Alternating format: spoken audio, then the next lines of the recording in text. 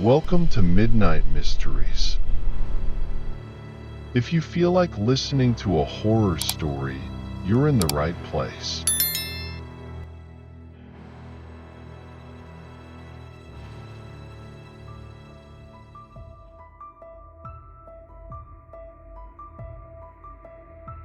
I naturally fell into babysitting around the age of 14. Through friends and family, I got leads for babysitting to score some cash, which definitely beat having to work at a restaurant. The job had its ups and downs, but overall it wasn't a bad gig at all. Yet, as many good experiences as I had, they were all eclipsed by one night. A new family in town talked to my dad at work, and it turned out that they needed a babysitter. I happily took the job and found myself watching their 10-year-old boy a couple of weeks later. There was nothing out of the ordinary about the family themselves. They were the model citizens of suburban America, complete with the white picket fence and blue shutters. Nothing about their house was strange or even unique. Their son Avery was very mild-mannered and polite. Even their car was basic. Not that these were bad things, but I expected it to be a very boring night.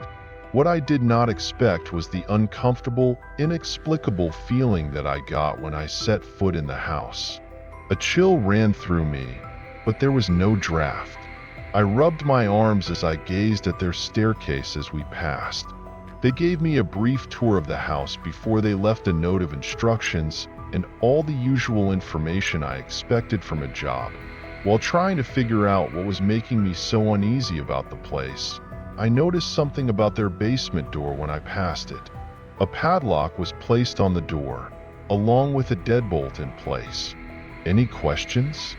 The father asked as my mind was pulled out of my curiosity. No, sir. Everything looks great. So they left in Avery, and I played some games before I made dinner. A couple of times, I thought I heard Avery call me into the den. Both times, I found him sitting on the couch in what most recognize as the TV zombie state. He denied having called me, and I went back to making dinner. After the third time, I told Avery it wasn't funny and that he should stop. I'm not doing anything. I'm just watching TV. His voice went to that higher tone of pleading, sounding desperate for me to believe him. Avery, I know it's my first time, and sometimes you want to test things out, but I'm trying to get dinner ready, so if you call me again, I'm not checking on you, okay? I didn't say anything. The child glared at the TV with a pouting face, and I began to feel bad. As many times as I've heard lies, I was starting to sense that he was telling the truth. So what was I hearing? Hey, it's fine. I'm not mad. Promise. Avery turned his head back towards me, seeming to test if I was the one fibbing now. How about I let you stay up a little later if we forget about it?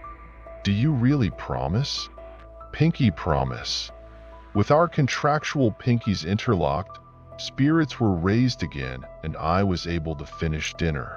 Although I didn't finish without hearing Avery's voice calling me once more.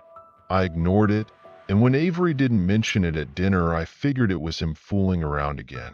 The whole time we chatted as we ate, I couldn't help but feel that something was not right about this house. As hard as I tried to not look, my eyes kept diverting to the heavy padlock and chain on the basement door.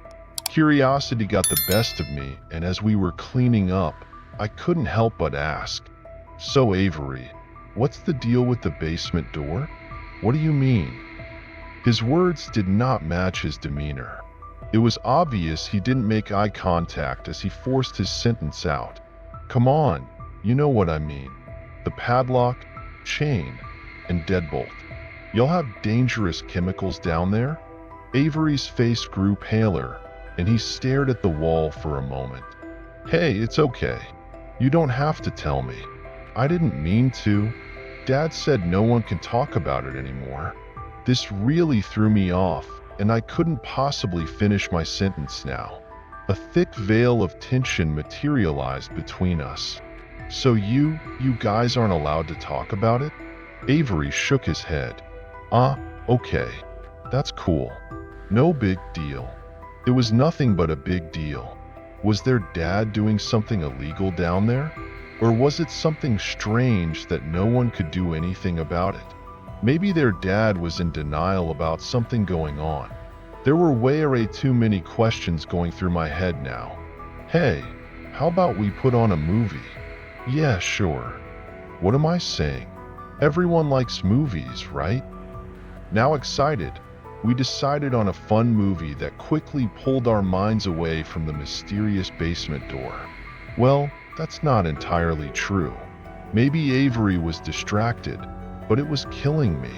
As we ate popcorn, I couldn't help but watch Avery, wondering what was going on in that little head of his. Was there something awful going on in the house, and there was nothing I could do to stop it? Or maybe the dad was just... Stop, I told myself inwardly. Mulling over it all endlessly was not doing myself any favors. So the movie ended, and I ushered the drifting child to his bed. Now, the house was all to myself until 12, so I had a good 3.5 hours to myself. Immediately, I began texting my friend to tell her all about the weird experience I was having that night. She dismissed it, saying that I was getting spooked by a new place. This annoyed me to no end. I'd been at bigger, way creepier looking houses but never got weird vibes like this. Then I heard it. Stephanie. I went instantly still and listened intently. You didn't hear that, Steph. Just keep texting your friend in. Stephanie. There was no mistaking it this time. It was definitely coming from the basement. The acoustics couldn't have been from Avery upstairs. The voice sounded like a little girl's. In fact, I'm not even sure he could make his voice like that. Anyway, slowly, I stood up from the couch and approached the door. Maybe like earlier, I was just hearing things. Maybe being creeped out by the house was starting to mess with my head. That made sense, right? Stephanie? I jumped back from the door, almost wetting myself in the process. There was no way I could dismiss it as anything else now. There was a little girl's voice coming from the basement. Hello? I responded. I couldn't keep my voice from shaking. Is this Stephanie? Why, yes, it's Stephanie. Can you help me? Who are you? Why are you locked in the basement? My name is Meredith Rosenberg. They kept me locked up for a long time now. The police were almost onto them, and that's why they moved. Can you get me out? A cold shock washed over me and made it hard to respond. Was I actually babysitting for a family that kept the little girl prisoner? Oh my God, how long have you been locked up with them? Ever since I can remember. I felt somehow hot and cold at the same time, and wanted to throw up. This all made sense now with what Avery had told me. Of course his father didn't want him talking about the door. I just need to find the keys and I can. They're hidden in the garage underneath the metal shelf. It's inside a magnetic key holder. Okay, just hold tight. In a panic to free the poor girl, I darted into the garage and began feeling the space underneath the bottom shelf, and sure enough, there was a magnetic key holder there.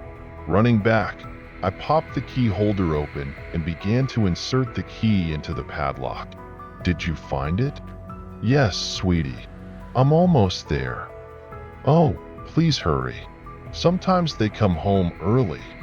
This sent me into even more of a rush, and I barely managed to fumble the key into the padlock.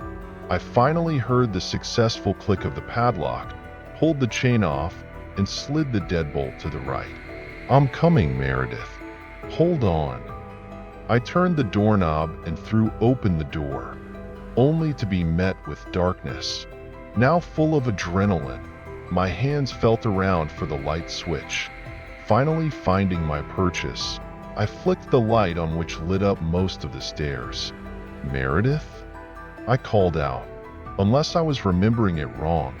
It sounded like her voice was just on the other side of the door a minute ago. In fact, It was quite strange that she wasn't waiting for me at the top of the stairs. Wouldn't you immediately run out of a basement that you were locked in for God knows how long? I'm down here, the little girl's voice called out. Judging from the distance, it sounded like she was calling from somewhere at the bottom of the stairs.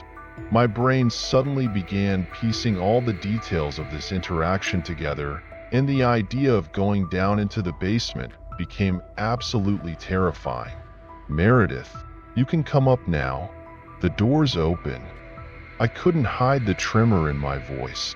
Why I was scared of a little girl was beyond me, but much like the house itself, something felt very wrong here. I hurt my leg, ow. When you said you were getting the key, I went back down to get some of my things and got hurt. Her sounds of pain filled me with sorrow, but an invisible force was holding me back from taking another step into that basement. Can you move? Maybe pull yourself up on the railing? I can't. It hurts too bad. Okay, sweetie, what's wrong? Won't you help me? It's just really dark down there and I don't want to get hurt too. Is there any way you can get to the stairs? Any way at all? I tried to sit up, but my shoulder hurts too much. I thought you said your leg got hurt? The words hung in the air like a noose. It was only after I said it that I realized there was several things seriously wrong about all of this. A question popped into my head I didn't even have time to think about until now. How did she know where the padlock key was? A deathly silence took up the space between me and wherever this girl was. It was a standoff, and I couldn't think of anything else to say. There were questions I could ask her to figure out what was happening, but I felt that her answers weren't going to be honest. Perhaps at this point, the truth was too frightful to know. Meredith? Are you still there? It was a stupid question, but it was the only thing my mind could conjure. The additional silence only unnerved me, so I decided to try and get a better look. Fishing my phone out of my pocket, I clicked on the flashlight. It didn't do me any good because of the awful range, so I did the one thing I'd already told myself not to do. I took a step forward. Maybe it was the angle of the stairs or the lighting, but that one step gave me more information than I ever wanted to know. I caught a better view of the bottom step, which was essentially a ledge into a black abyss. Something looked different on this step, but it took a second to register what it was. The step was wet, a pool of some unknown liquid overflowing into the darkness of the basement. I knew for sure that the father hadn't mentioned any flooding, so it would be way too random for that. So I stood there, watching in frozen curiosity as the puddle then suddenly rippled, and I realized the abominable truth. It wasn't water. It was a puddle of saliva, and something was drooling into it from the dark. A wretched chuckle emanated from the horrid void beyond the step, and it cemented me even further into place. It was a wet chortle, and positively evil. How did you like my voices? The thing said from the dark. I've been practicing. The epiphany creeped down my spine. It was now talking in Avery's voice. Everything in my body screamed at me to run. I heard the screams, but I couldn't respond no matter how hard I tried. A pity, though, almost got you. At this, the most gruesome face peeled back the shadows and revealed itself, along with its unearthly mandibles and small fountain of saliva. My faculties finally came to, and I threw myself into the house and kicked the door closed. In mere seconds, I had the door bolted and chained. Leaning against the door, my chest heaved as I struggled to catch my breath. Just as I felt I was safe, the door shuddered as a terrible blow rocked it. I screamed and ran upstairs to grab Avery. I practically dragged the poor kid out the door and called the police. It wasn't until the operator came on that I realized I was about to report a monster in the house. Thinking quickly, I told them that I heard a burglar in the home. It wasn't long before the police and Avery's parents came home. Nothing was found, even in the basement, but I didn't even care at that point. I just wanted the hell out of that house and away from whatever that thing was. Avery's parents kept glancing at me funny the whole time, probably because they knew I had their basement key. I shoved it into their hands before I hugged Avery and got into my car to drive home. That poor kid has to live in that house with that thing, but there was nothing I could do about it. As long as I am alive, I will never, ever set foot in that house again. And as for basements go, I can't go into them anymore. I just simply can't.